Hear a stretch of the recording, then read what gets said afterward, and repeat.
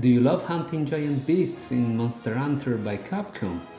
Do you enjoy the rewarding challenge of Elden Ring and Dark Souls series by From Software? What if I told you that there is a Monster Hunter game developed by From Software themselves? Can you imagine these two great series mashing together? Now, can you imagine a game in which both Capcom and From Software are involved? Can you imagine how a Monster Hunter game will play if From Software developed it? Well, you can stop imagining.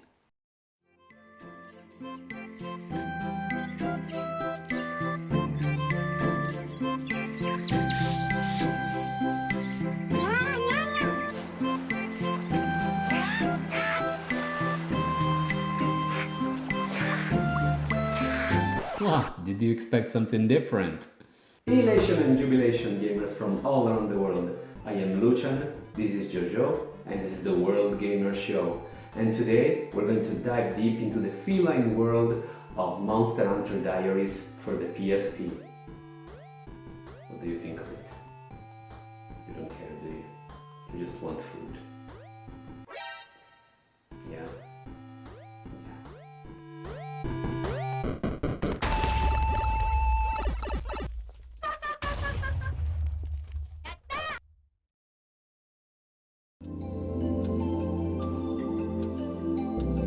Monster Hunter Diary Poka Poka Iru Village, which can roughly be translated as Monster Hunter Diary Hot Feline Village, is a spin-off chapter in the Monster Hunter series released on PlayStation Portable in August 2010 and only in Japan. A DX revision was also released on 3DS in 2015, again exclusively in Japan. It was published by Capcom but developed by From Software of Dark Souls fame. This, though, doesn't mean that this is going to be a Monster Hunter game with Souls-like elements. Far from it. Instead, imagine a mix between Animal Crossing and Patapon to get an idea of what you'll get into once you boot this game. Just like in the classic Monster Hunter games, there is a village hub from which you can start quests. So far business as usual, no? But there's a twist. In here, you play as the cats. And who doesn't love cats?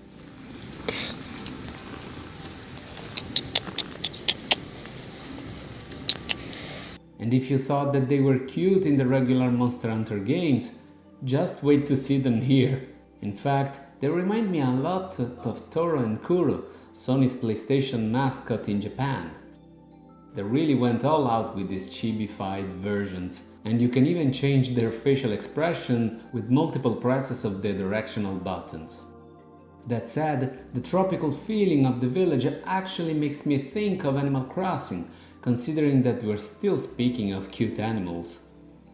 The graphics are just as bright and colorful, so that's definitely a plus. And there is so much in this feline village and so many characters to interact with. There's a farm, a mine, a fishing pier.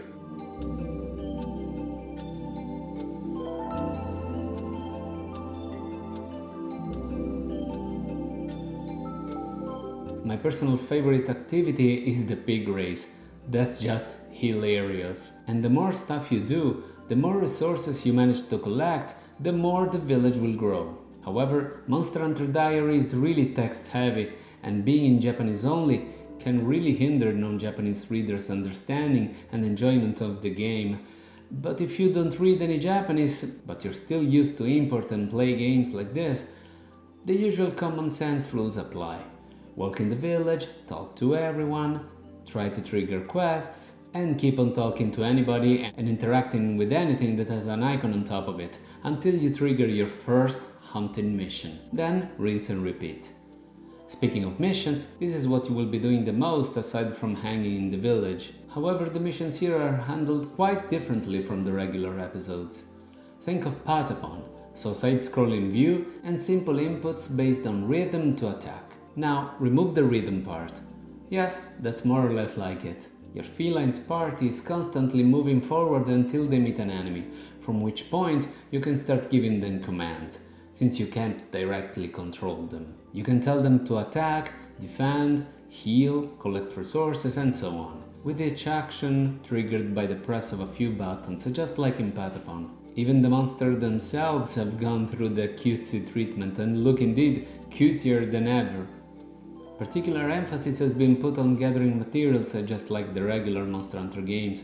As long as you manage to reach the end of an area, you can keep whatever you gathered. You can decide to use what you've gathered to make the village grow, or to give them as a gift to your fellow felines to make them stronger and be able to take even tougher missions. I also love how you can customize the appearance of your cats and make them look even goofier. And this is basically it really. Just like in the Animal Crossing games, the major appeal consists in making your village grow constantly, giving it your personal touch, but also interacting with all the cute characters on a very relaxing natural environment. And the music and the overall sound department really help setting the mood.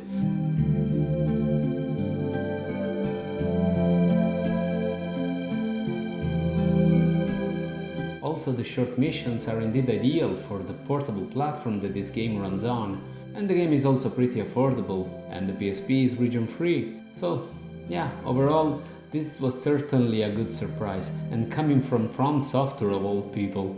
But then again, if you're expecting a Dark Souls only because the game starts with the From Software logo, then you will be disappointed. So who is this game for then? Well, not sure if any Monster Hunter fan would appreciate it, but maybe the most hardcore fans can give it a try and enjoy it. Also, fans of light-hearted RPGs can get a good kick out of it too, especially if they also like Patapon. But I'd say that this is definitely for Animal Crossing and Harvest Moon fans. If you are into social village life games and in search for a valid alternative to the usual suspects I mentioned earlier, then you got one right here. The only real downside is the language barrier. But if you can get past that, there's certainly fun to be had with this unique take on the Monster Hunter formula. If only there was a fan translation. And who knows, we might actually get it in the future. So if any of you wonderful translators are watching this, first of all, thank you for your wonderful work. But also, maybe give this Monster Hunter Diary a thought if you can. I think it will be really worth it. But now I want to know what you guys think of this game. Did you know of its existence? Will you give it a try? Would you have guessed that From Software had actually developed a Monster Hunter game for Capcom? Albeit something very different from what you would expect, I bet. Drop a comment and let me know. I love to chat with you guys and answer to your comments. Also, if you enjoyed the video and want to help me out, feel free to share this video around and subscribe if you haven't already. If you are a returning subscriber, well, a huge thank you goes to you for your continued support. We are many here on YouTube, so the fact that you choose to spend some of your precious time watching my video makes me feel all warm and fuzzy inside. Of course, feel free to also check out my other videos. If you're into Japanese exclusives like this one, you will find a lot more in my channel, including stuff like the Pocket Station and Neon Genesis Evangelion on the Sega Saturn. Well, that really does it for today. I will be seeing you in my future videos, but until then, stay safe, play safe, world gamers.